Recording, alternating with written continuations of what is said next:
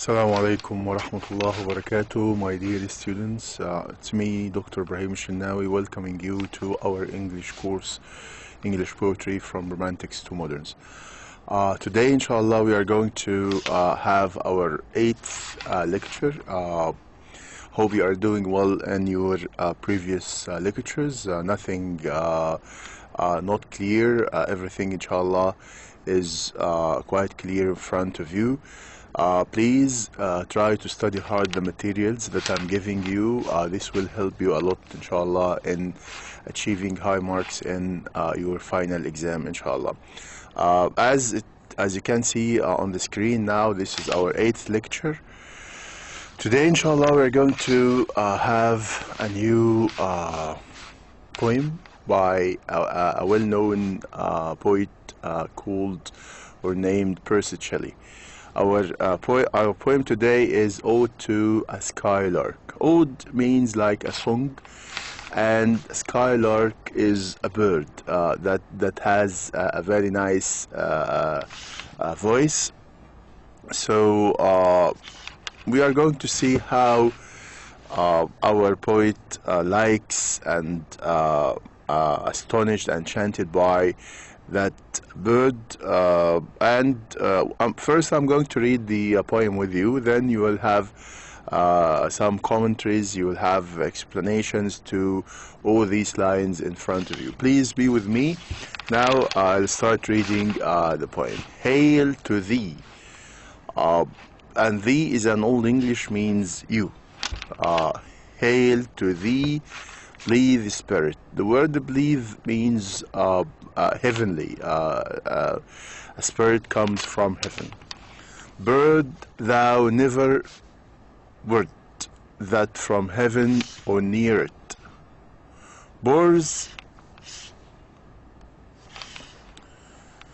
pourest thy full heart, and profuse strains of unprecedented art. Higher still and higher from the earth thou springest, like a cloud of fire. The blue deep thou wingest, and singing still thus sour and souring ever singest. Okay, now if you I'll come back to each stanza here in this poem and explain it again. So if you go, of course it's a long poem, I do not want to waste much time in reading all of it, but if we end with the last stanza that we have here, teach me half the gladness that thy brain must know. Of course, the poet here is speaking to the bird, the skylark, asking it to teach him, to teach the poet, the gladness, the happiness that thy brain, your brain, must know. The happiness that the bird has, the poet is asking it to teach this happiness, this gladness and pleasure to him. Such harmonious madness from my lips would flow. So if I know this happiness that you have, definitely I will produce such wonderful poems because of the happiness that I get from you. So such harmonious madness from my lips would flow. The world should listen then, as I am listening now. So the whole world would listen to me as I am listening to you right now. So this is the last stanza. And now, of course, we will go, as I said before, that we are going to go back again to each stanza and explain it. So don't worry about this. What I want you actually to do, as I said before in some of my previous lectures, it's better for you to print out the poem itself, put it in front of you, while reading the explanation or the commentary, because I know it's very difficult for you to read some lines from here and go back to see each stanza and so on. This will confuse and distract you. So it's better, please do this. Try to print out the poem, put it in front of you, and then you read these explanations and these commentaries in front of you, and you go every now and then to check what you have in the poem. This would help you much better than just returning every now and then to the poem. Okay, anyhow, let's check this. Okay, now let's start seeing the commentary. The Ode to a Skylark is one of the most famous poems in the English language. So it's very famous. It's well known to all those who are studying the English language, English poetry, and especially, of course, the romantic poetry. Shelley, in this ode, idealizes the singing of the skylark, and we said that the skylark is a bird, a very nice singing bird. The singing of the skylark, Shelley finds an ecstasy and rapture, which is full happiness and pleasure, which are unattainable by human beings. This happiness and this pleasure which the poet could get from the singing of the bird can never be attained, he can never get this pleasure from any human being. So only for the poet, only the bird is the one that is able to give and to produce this happiness that the poet can have. So he cannot attain, he cannot get this happiness and this ecstasy, rapture from any of the human beings. The poet contrasts the sorrow of human life with the joy of the skylark. So you will find him in one of the stanzas. The poet is trying to make that comparison between this happiness the bird has and that sorrow which usually human beings have.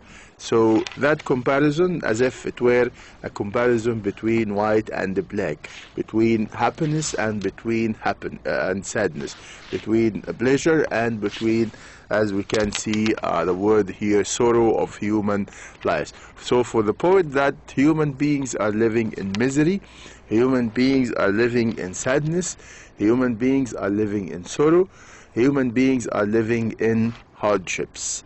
And this makes the life of the human being completely different from the life of the skylark, which is singing all the time, happy all the time, has no relation with such bad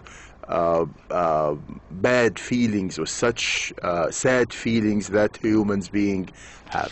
Okay, so as it is written here, the poet contrasts the sorrow of human life with the joy of the skylark.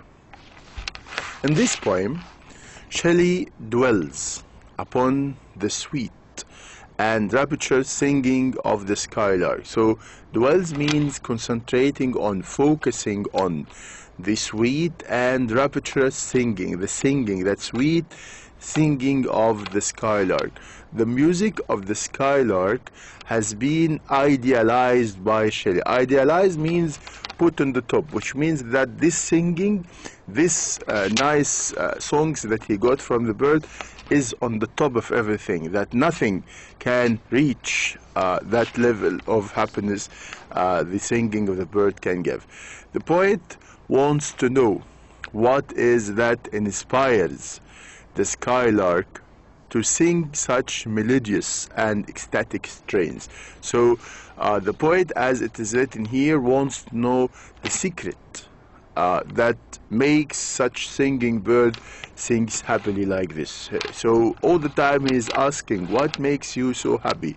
What makes you singing sweetly like this? So the poet wants to know. He is looking for or seeking the secret to know what's that inspire, who gives, who inspires the skylark to sing such melodious and ecstatic strains? What's the secret behind that sweet singing and that happiness, limitless happiness of the bird?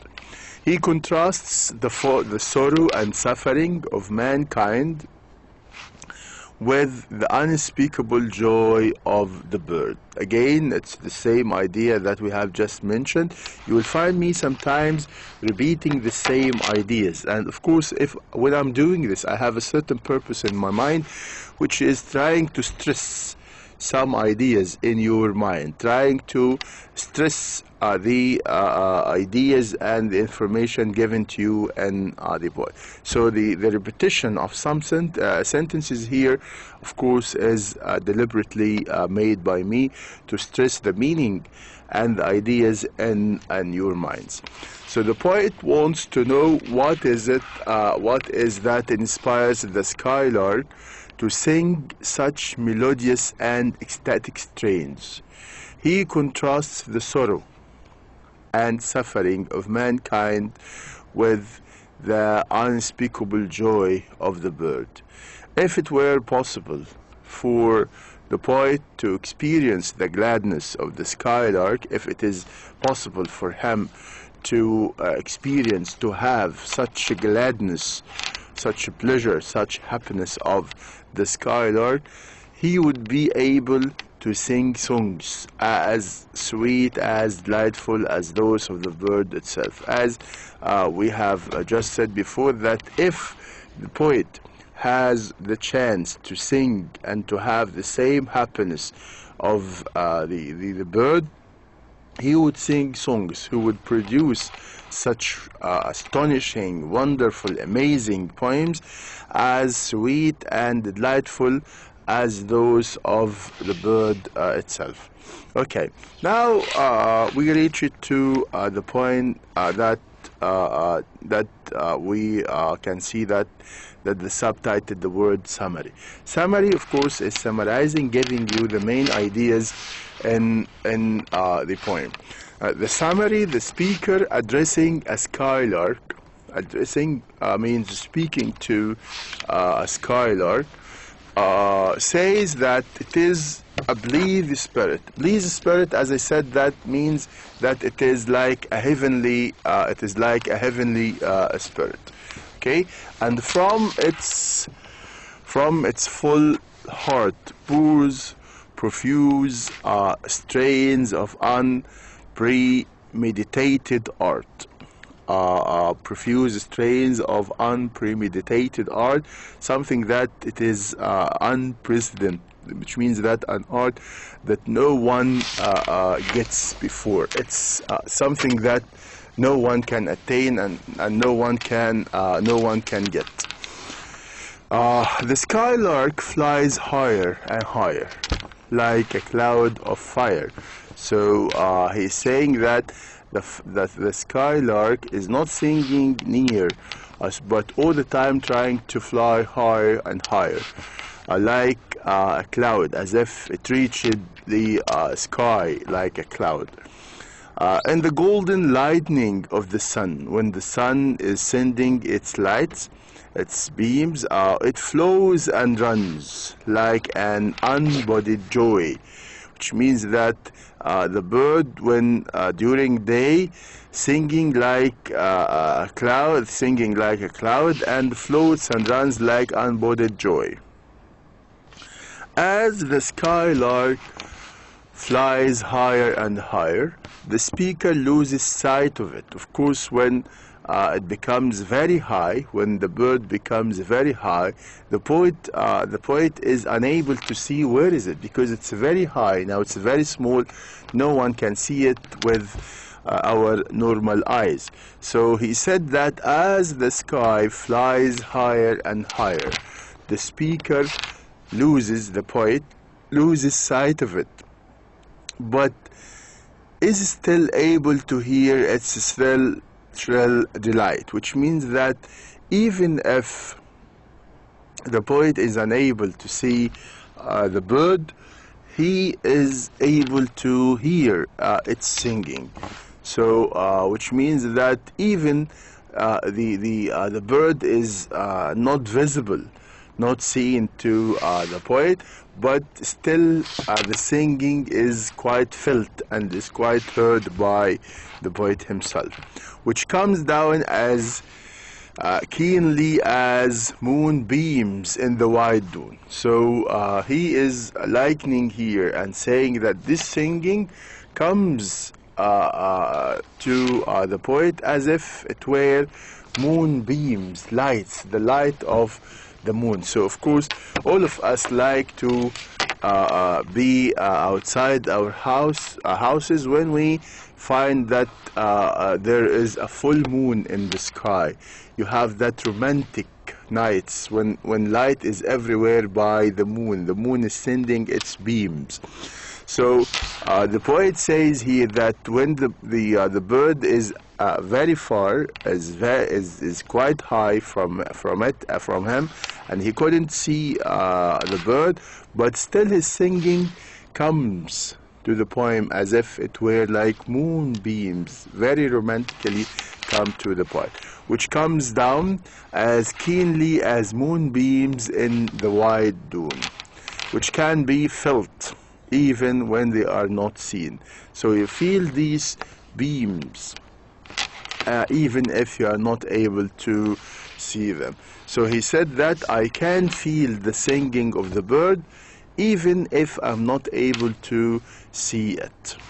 The earth and air ring with the skylark's voice, just as heaven overflows with moonbeams when the moon shines out from behind a lonely cloud. So again, he is stressing here that the voice of the skylark is still heard to him, to the poet, even if the bird is unseen and invisible to the poet. But he can feel that joy, he can feel that sweetness of the singing of the bird. He can feel that joy and pleasure of the singing of the bird, of the voice of the bird, even if he is not able to see it. Okay, the speaker says that again that no one knows what the skylark is. No one is able to discover that beauty and that secret of the skylark, for it is unique. Unique as distinguished, something that unmatched. The bird is something unique which is unmatched. No one can have the same qualities as the bird.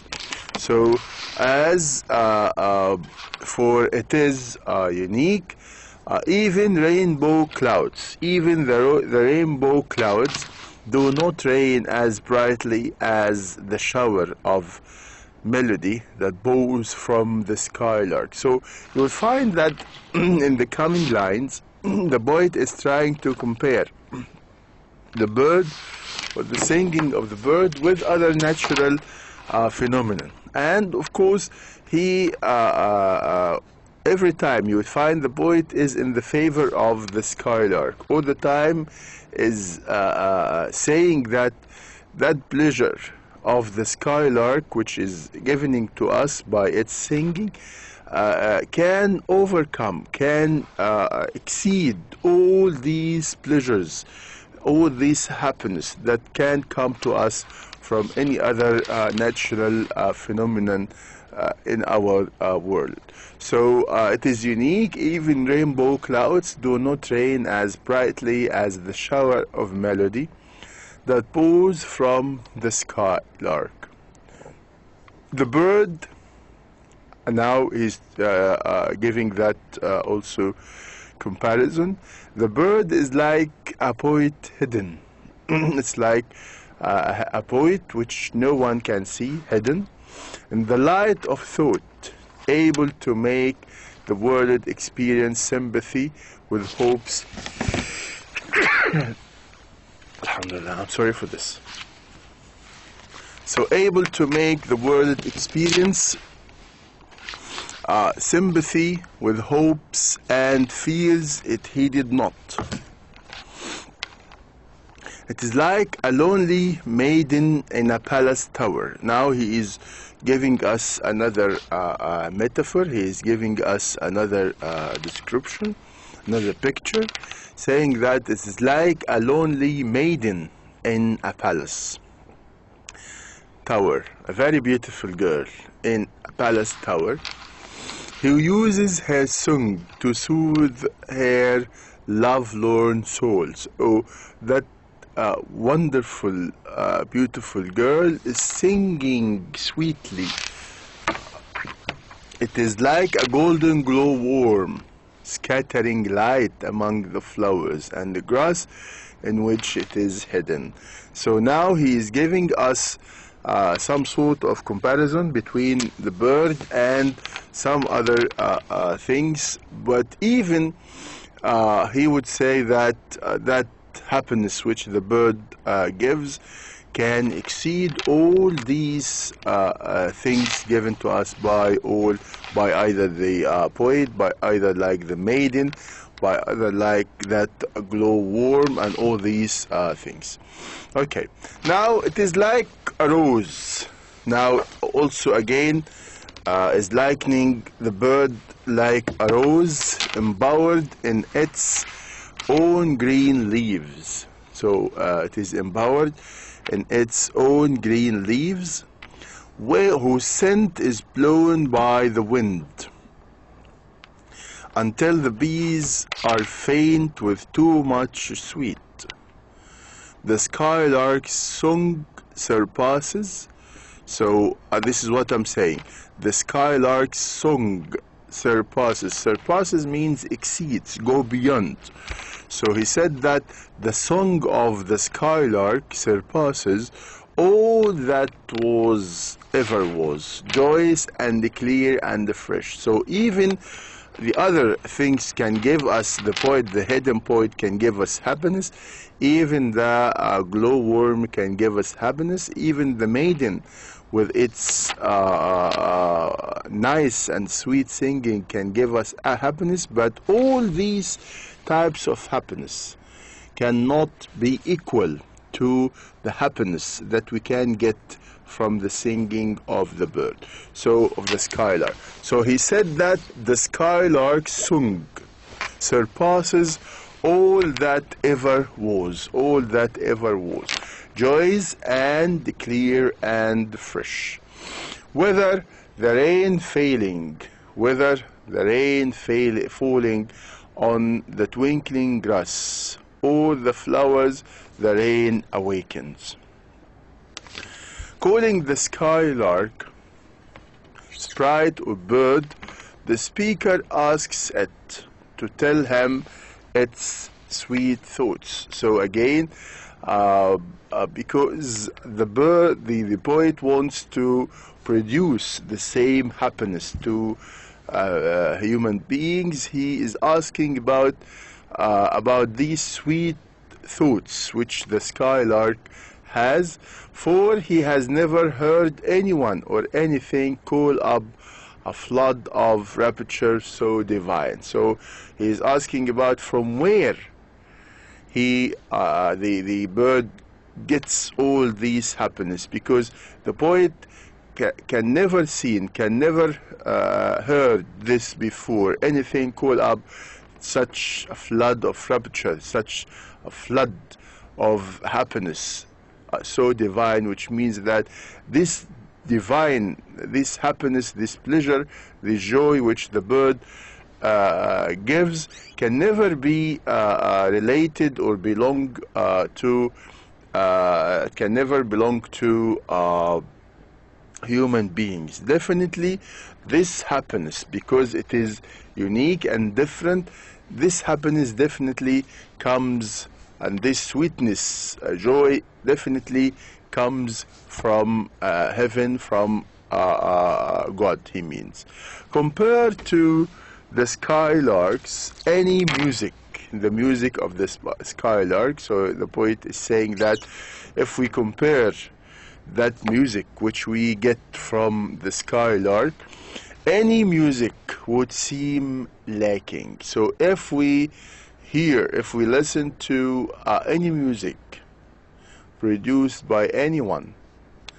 Definitely this music would be incomplete and would not give that influence, that effect on us as the song and the music which the skylark gives to us. What objects the speaker asks are like for example, the fountains of thy happy strain. Is it fields, waves, mountains, the sky, the plain, love of thine own kind, or honors or pain? So all these things, the fields, the waves, the mountains, any other natural phenomenon would not be able to produce such sweet and pleasurable music. Bane and linger, the speaker says, never came near, which means that, speaking of course to the bird, that the bird, the skylark, does not know anything about pain, does not know anything about suffering, that these miseries and these hardships can never came near you, which means that you do not know anything about suffering, you do not know anything about misery and about hardships that we as human beings have. So the skylark, it loves but has never known love's sad satiety. Of death the skylark must know things more true and deep than mortals could dream. Otherwise, the speaker asks, how could thy notes flow in such a crystal stream? Which means that how could you form, how could you produce such amazing music that you are right now giving to us? The form, concerning the form of the poem, we find that the rhyme scheme of each stanza is extremely simple, A, B, A, B, B. The rhyme scheme in each poem is important because you will have some questions about this poem, the form. So, for example, you might be asking about this. So, you will have, for example, a question as the rhyme scheme of Ode to Skylark is A, B, A, B, B, or A, B, A, C, C, or A, B, B, A, B, B, or whatever. So, different varieties. So, you need to know that each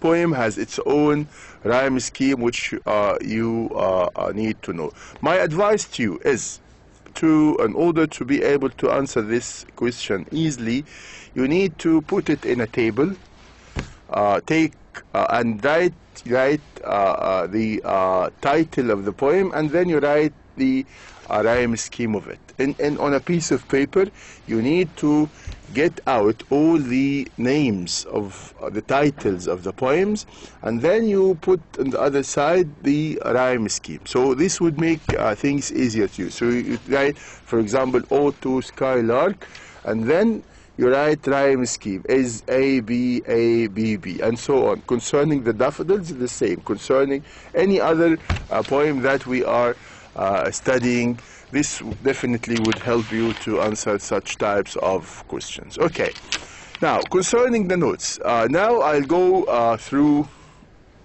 the poem line by lines, as you can see, or stanza by stanza, to clarify things. Now you'll find some ideas will be repeated here, and as I said, that I made that deliberately just to stress and emphasize the information given to you here in your minds.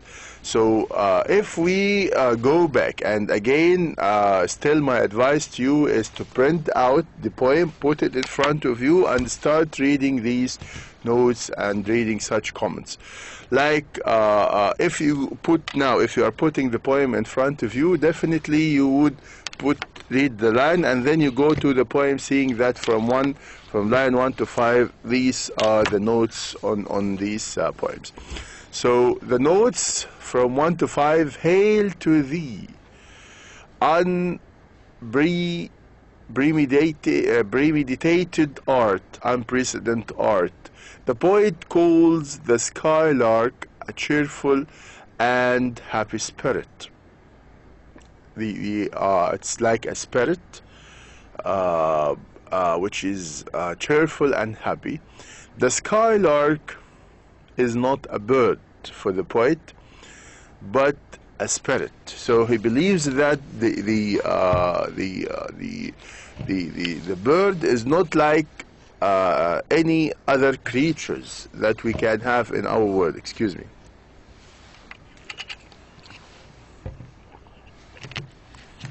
So the skylark is not a bird but a spirit. Why it is a spirit? Because what that bird produces can never be attained, can never be seen before, according to the poet. So the skylark is not a bird but a spirit, because flying at a great height is not visible. So because it is very high when it is flying, which means that it is invisible, not visible to the poem. It's the same as like spirits. Definitely no one can see any spirits. Spirits are unseen to us. So that's why the poet says that the bird is like a spirit which we can not see. Okay, so it is visible. The poet offers a warm welcome. The poet offers a warm welcome to the skylark, gives a warm welcome to the skylark. He joyfully greets the skylark. The skylark sings spontaneous songs from somewhere near the sky. It sings sweet melodies which express the feelings and emotions of its heart. A continuous stream of rich music flows naturally from the skylark.